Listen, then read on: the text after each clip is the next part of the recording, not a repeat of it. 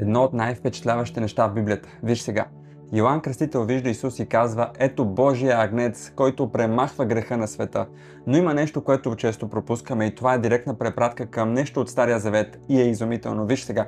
В деня на милостивението всичко се върти около два козела. Запомни това. Два еднакви козела, но с различна съдба.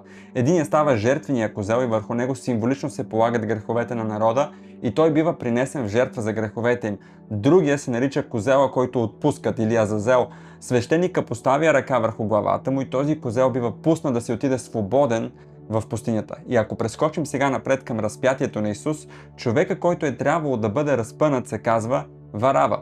И тук става интересно. Ако прочетем разказа в Евангелието на Матей, в някои ръкописи се казва, че името на Варава е било Исус Варава. Исус Варава. Какво означава Варава? Вар е син. Ава е татко, баща, т.е. син на бащата.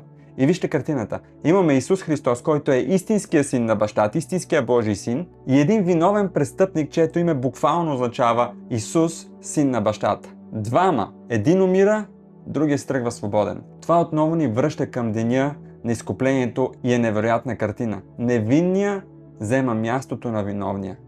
И това е Евангелието.